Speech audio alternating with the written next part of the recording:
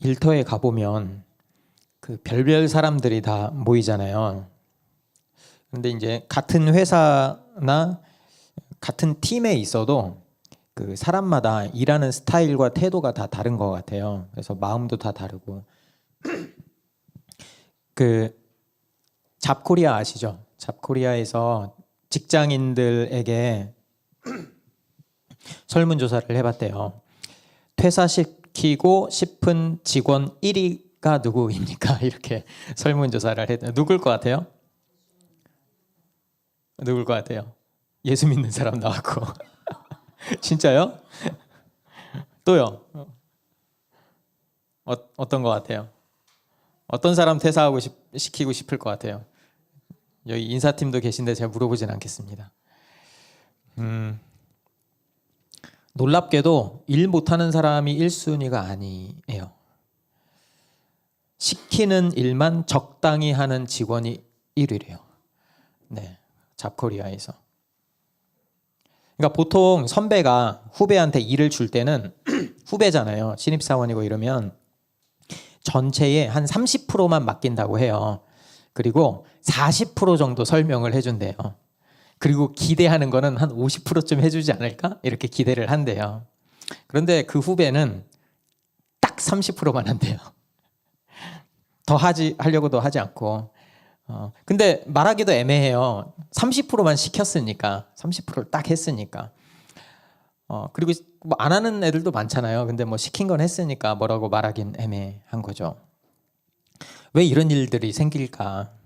요즘 세대가 너무 오냐오냐하게 커가지고 요즘 어린 친구들이 진짜 안 되겠다. 뭐 이런 건가?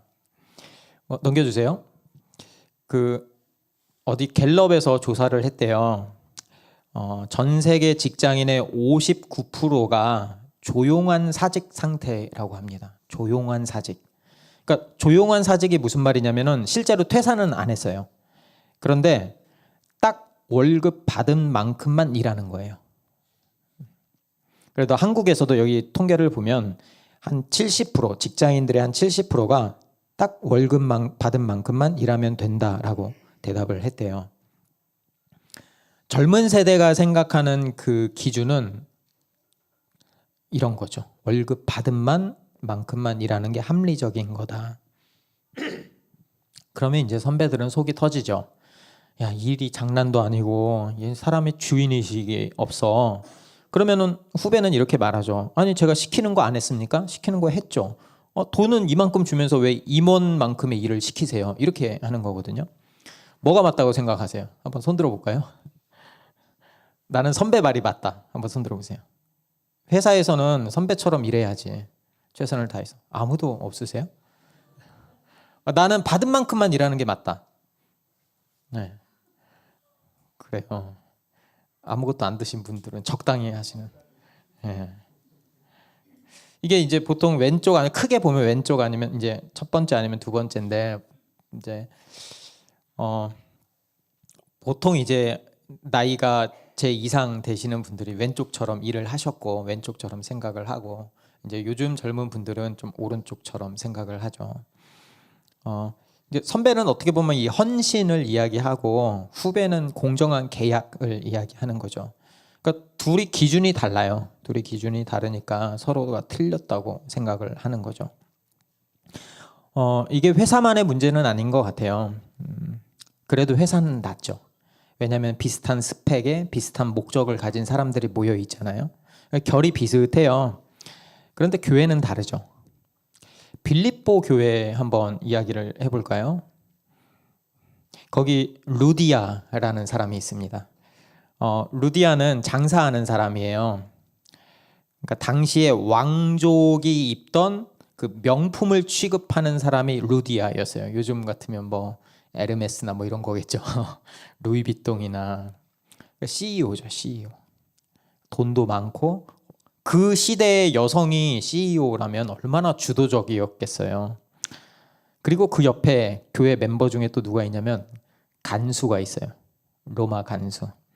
평생을 군대 밥을 먹었던 퇴역 군인입니다. 그러니까 상명하복이 명확하죠. 그리고 나는 로마인이라는 그 자부심도 어마어마하죠. 그리고 그 옆에 귀신 들려서 점을 치던 여종도 있습니다. 사회의 가장 밑바닥 인생이죠.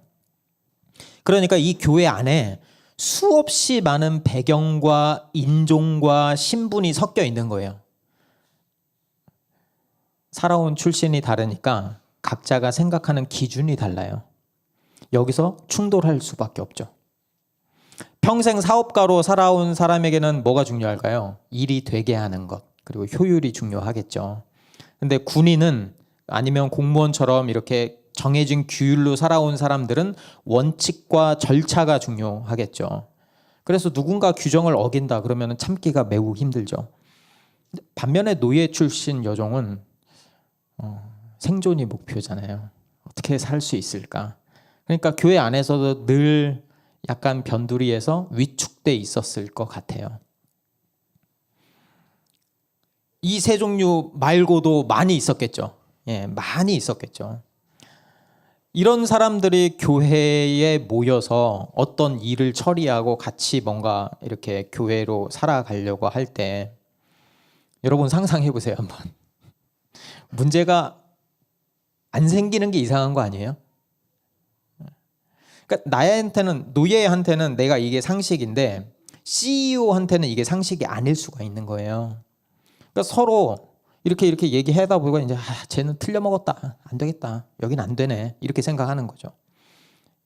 그리고 거기에서 불평이 터지고 시비가 붙는 거죠. 그게 14절입니다. 바울이 이렇게 이야기해요. 무슨 일이든지 불평과 시비를 하지 말고 하십시오. 그러니까 우리가 보통 불평한다 이거를 굉장히 심각하게 생각하지는 않는 경향이 있어요. 살다 보면 불평할 수도 있고, 어떻게 불평을 안 하고 살아요. 억울하면 또 따질 수도 있고, 아니면 내가 좀 예민한 사람이라서 이게 좀 나랑 안 맞아라고 이야기할 수도 있는데, 바울은 딱 잘라서 이야기해요. 무슨 일이든지 예외가 없다는 거예요. 바울이 이렇게 이야기하는 거예요. 불평과 시비가 되게 사소하고 작아 보이지만 그게 공동체를 무너뜨린다라고 이야기하는 거예요. 그러니까 하지 말라고 하는 거죠. 불평이 뭐냐, 여기서 불평이 웅얼웅얼거리는 거예요. 중얼중얼, 겉으로 드러내지 않고 중얼중얼 그 혼잣말 하시는 분들 있죠. 대놓고 반대하진 않아요. 그런데 마음속으로는 동의하지 않는 거예요. 그래서 그냥 뒤돌아서서 궁시렁 하고 그게 분위기로 퍼지는 거죠. 그러면은 옆에 있는 사람이 힘이 빠져요. 이런 거죠. 아니 굳이 내가 저렇게까지 해야 돼? 아니 누구 좋으라고 하는 거야? 직접 얘기하진 않아. 이런 분위기가 퍼지면 분위기가 그냥 쫙 가라앉아요. 옆에서 의욕적으로 뭔가 하려던 사람도 그런 사람들이 몇 명 있으면은 그냥 못해요. 그냥 안 하고 말지. 시비는요? 시비는 그냥 투덜거림이 아니고 서로 얼굴을 맞대고 따지는 싸움입니다. 시비 건다고 하잖아요. 굉장히 논리적으로 이야기를 하죠. 이거 기준이 뭐예요? 이거는 손해 같은데요? 이거 나는 동의할 수 없어요. 저 그렇게는 못하겠어요. 이게 굉장히 논리적으로 들리는데 사실 여기에서의 시비는 상대방을 꺾겠다는 거예요. 그러니까 결국 싸우는 거죠. 싸우니까 열매는 없고 에너지 소모만 있는 거죠. 그래서 불평은 뒤에서 공동체를 갉아먹고 시비는 앞에서 공동체를 갈라놓습니다. 그런데 생각해보면 우리가 하나님 잘 믿어보려고 여기 모여 있잖아요. 그렇잖아요. 근데 왜 이렇게 불평하고 왜 이렇게 시비를 거는 걸까? 여기 본문에서 그 이유를 찾아보면 그게 여기 쭉 나오는 게 하나 있어요. 내 기준에 맞지 않아서, 내 생각에 맞지 않아서. 그래서 서로 상처를 주고 받고 그런 게 계속 불평과 시비가 이어지다 보면 결국 교회 멤버들도 조용하게 사직하는 거죠. 교회는 오는데 아무런 열정이 없어요. 그냥 왔다 가는 거예요. 다 불만이고. 여기서 우리가 이거를 알아야 되는 게 불평과 시비는 여기서 단순하게 불평이 있고 시비가 있고가 아니고 내가 심판자가 돼서 내 기준으로 판단하고 정죄하는 문제입니다. 그래서 바울은 이게 죄다라고 보는 거예요. 그래서 무슨 일이든지라고 못을 박아버리는 거예요. 사람마다 다 이유가 있어요. 적절한 논리가 있고 상황을 보면 인정이 되는 경우도 있어요. 그래도 불평하지 말고 그래도 시비하지 말라는 거예요. 그러면서 바울이 12절에서 이렇게 이야기를 해요. 그러므로 사랑하는 여러분, 여러분이 얼마나 언제나 순종한 것처럼 내가 함께 있을 때뿐만 아니라 지금과 같이 내가 없을 때에도 더욱더 순종하여서 두렵고 떨리는 마음으로 자기의 구원을 이루어 나가십시오. 여기서 그러므로라고 있잖아요. 그럼 우리 국어 배웠죠? 그러므로는 앞에 있는 구절을 결론으로 딱 이렇게 국어 시간에 배우잖아요. 논술 같은 거 할 때. 여기서 그러므로가 앞에 5절에서 11절까지예요. 근데 우리가 빌립보서 한 지 굉장히 오래됐잖아요. 그래서 제가 한번 요약을 해드릴게요. 예수님은 하나님이시죠. 그러니까 하늘의 모든 영광이 하나님의 것, 예수님의 것이었어요. 그런데 예수님이 그 권리를 생각하지 않고 계산하지 않고 내려놓으셨죠. 그러니까 이거는 내 몫인데 왜 포기해야 되지? 이러지 않으셨다는 거예요. 그냥 내려놨어요. 자기를 비우시고 종이 되셨어요. 종은 그거잖아요. 주인이 아니잖아요. 주인의 명령에 그대로 순종하는 게 종이잖아요. 종의 위치에 내려오셔서 어떤 일을 하셨냐? 십자가에 죽기까지 순종하신 거죠. 그럼 여기서 우리가 질문을 하는 거죠. 왜 그렇게까지 하셨을까? 도대체 왜? 우리를 살리기 위해서. 그런데 하나님이 그 십자가에 못 박혀 죽으신 예수 그리스도의 그 길을 실패가 아니다라고 말씀하셨어요. 그리고 예수 그리스도를 다시 살리시고 가장 높은 곳에 세워주셨죠. 이 내용을 쭉 보면 이 구원이라는 것, 우리를 살리는 이 구원이라는 게 하나님이 시작하시고 하나님이 완성하셨어요. 그 구원에 우리가 한 게 아무것도 없어요. 지금 보면. 그런데 저기 마지막에 보면 구원을 이루어 나가십시오라고 적혀 있잖아요. 우리는 보통 이렇게 얘기하죠. 구원을 받았다. 그렇죠? 구원을 받았다라고 이야기하지 구원을 이루어 나갔다라고는 장로교에서 잘 말하지 않아요. 그런데 여기 성경에서 보면 구원을 이루어 나가라라고 말하는 거죠. 이게 무슨 뜻일까? 이거는 이제 네가 부족하니까 네가 노력해서 좀 채워서 한번 나가봐 이런 뜻이 아니라요. 이미 네 안에 구원의 생명이 가득 차 있으니까 이것을 삶 밖으로 캐어내라라는 뜻이에요. 캐어내라. 마치 광산에 금을 캐듯이 네 안에 있는 그 금을 캐어내라는 뜻이에요. 구원을 이루라는 뜻이에요. 어떤 마음으로? 두렵고 떨리는 마음으로. 이 두렵고 떨리는 마음이 나 구원 못 받으면 어떡하지? 이거 안 하면은 사단이 막 그런 말이 아니고 나 같은 사람을 위해서 왕이 죽으셨다는 그 압도적인 사랑 앞에서 느끼는 그 경외감이에요. 그 경외감 때문에 두렵고 떨리는 거예요.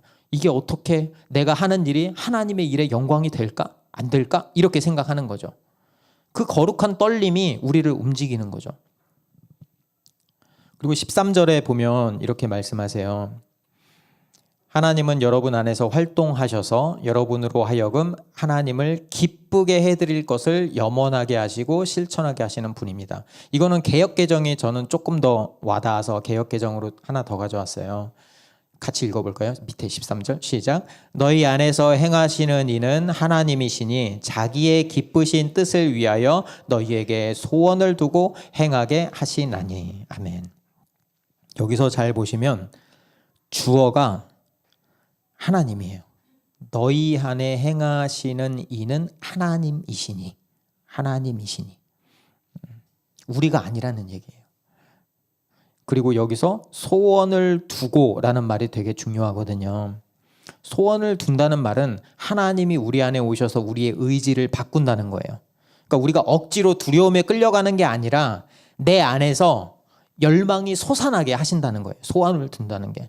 마치 차의 엔진을 완전히 교체하는 것처럼 내연기관에서 배터리로 이렇게 완전 다르죠, 그렇죠? 보통 이제 제가 비하하려고 하는 말은 아닙니다. 우리가 보통 직원이라고 하면 저도 직원이었으니까 자기가 시키는 일을 하고 퇴근 시간만 기다려줘요. 출근했는데 벌써 퇴근하고 싶어. 왜 그럴까요? 내일이 아니니까. 예. 내일은 따로 있으니까. 퇴근한 다음에 따로 있으니까. 예. 사장은 다르죠. 사장 6시까지 퇴근해야 되는데 막 이러면 안 되죠. 아무리 일이 많아도 도망치지 않아요. 누구 탓하지도 않고요. 왜? 내일이니까. 그 마음에 뭐가 있냐. 내가 하는 이 사업이 반드시 잘 돼야 한다는 그 소원이 마음에, 사장님 마음에 꽉 차 있어요.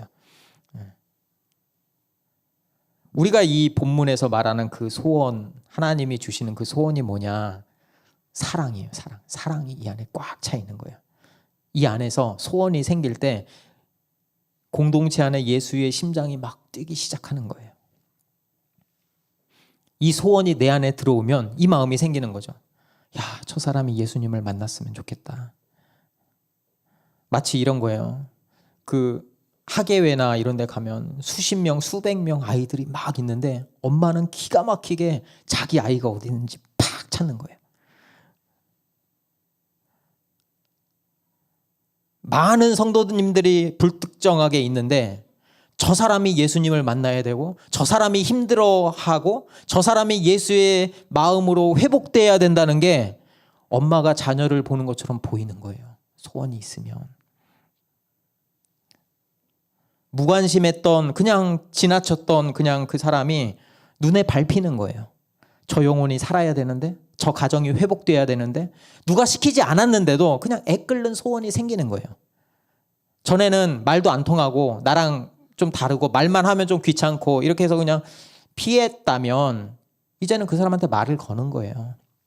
손을 잡아주는 거예요. 기도해 주는 거예요. 사람들이 뭐 세상까지 갈 필요도 없어요. 교회 안에서도 도대체 왜 그렇게까지 하냐? 왜 그렇게 희생하냐? 근데 제가 물어볼게요. 사랑하는 연인을 위해서 돈을 쓰면서 아까워하는 사람이 있습니까?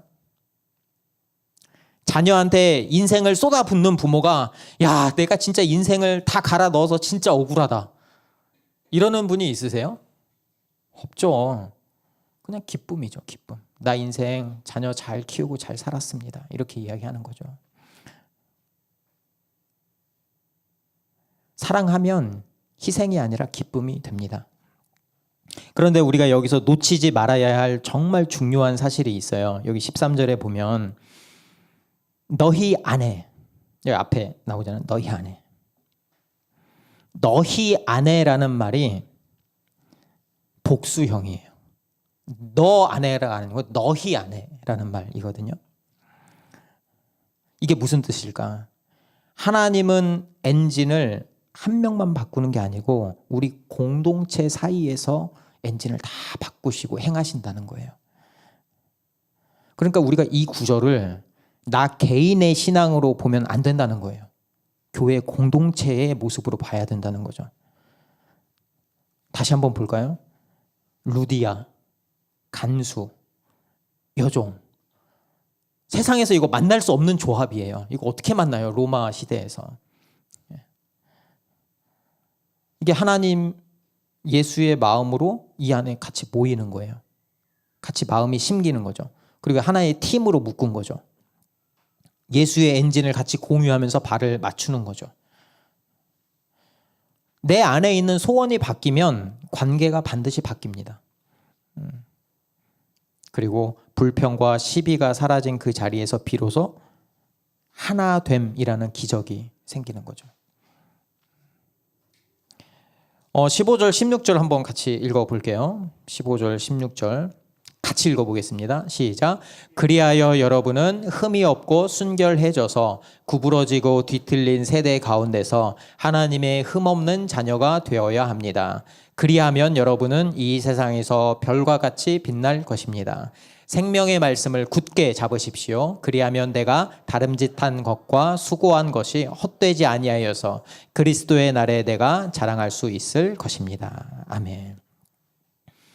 여러분, 별은 언제 빛날까요? 별은 어두울 때죠. 그렇죠? 이 세상이 어둡다는 거예요. 다들 자기 기준에 자기 밥그릇 챙기느라 어둡다는 거예요. 이 시비 걸고 원망하는 어두운 세상에서 우리는 별과 같이 빛난다는 얘기는 어두우면 안 된다는 거예요. 우리도 똑같이 불평하고 시비 걸면 안 된다는 거예요.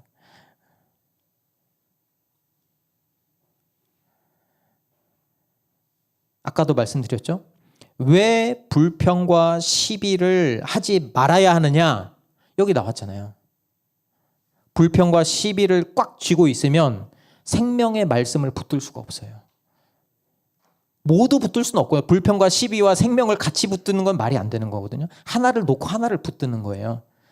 선택이죠. 그렇죠? 생명의 말씀을 붙들면 쉽지 않아요. 아니, 나 혼자 신앙생활 하기도 힘들어 죽겠는데 어떻게 시간을 내서 누군가를 섬기고 돈을 쓰고 물질을 쓰고, 근데 써서 성과가 나오는 것 같으면 괜찮아.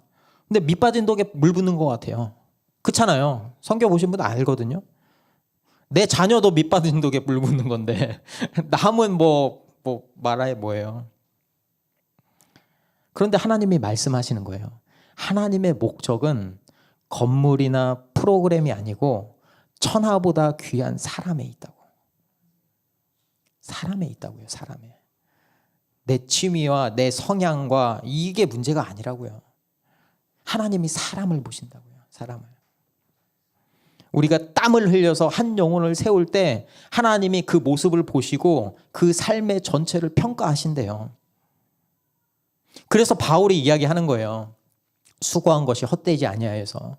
만약에 빌립보 교회 여러분들이 믿음에서 떨어져 나가면 내가 지금까지 했던 수많은 사역, 나의 그 다름질, 나의 수고가 헛것이 된다는 거예요. 바울의 지금까지 와서 지금 로마 감옥에 갇혀 있잖아요.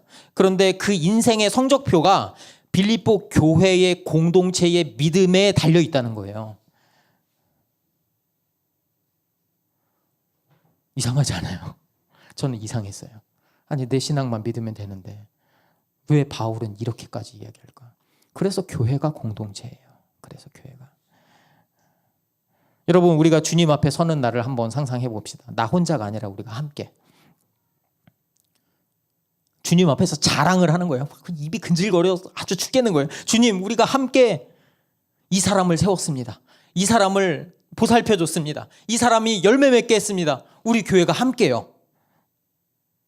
주님이 얼마나 기뻐하실까?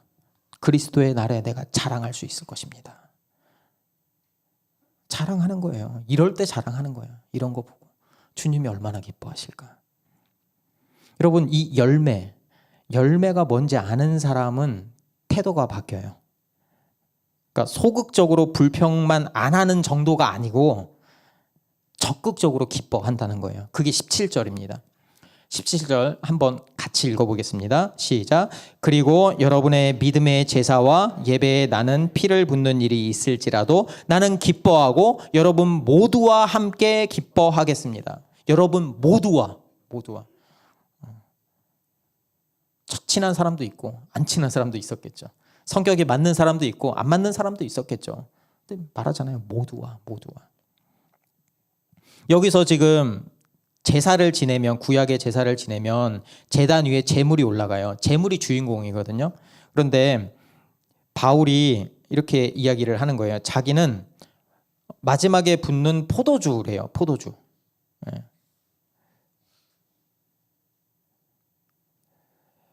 그 말은 나는 조연이다 라는 말이에요. 나는 조연이다. 너희가 주인공이다. 너희가. 나는 조연이어도 괜찮아.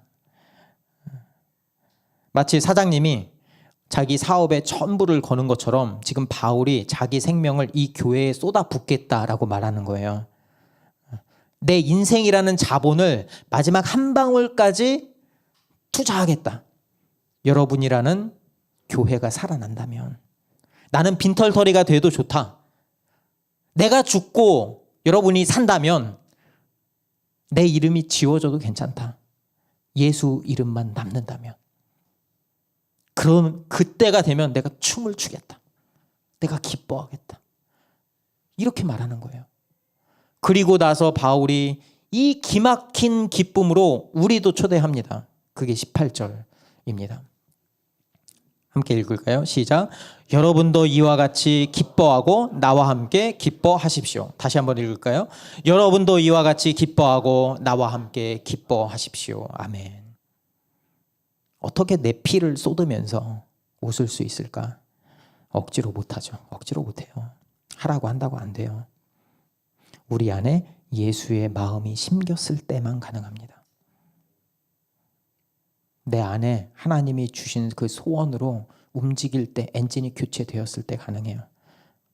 그때는 누군가를 살리는 그 일이 가장 큰 기쁨이 되고, 그 모습이 어두운 세상 가운데 반짝반짝 빛나는 진짜 성도의 모습이 되는 거죠. 그래서 우리 공동체 모든 분들이 이렇게 고백했으면 좋겠어요. 저는 사라져도 좋습니다.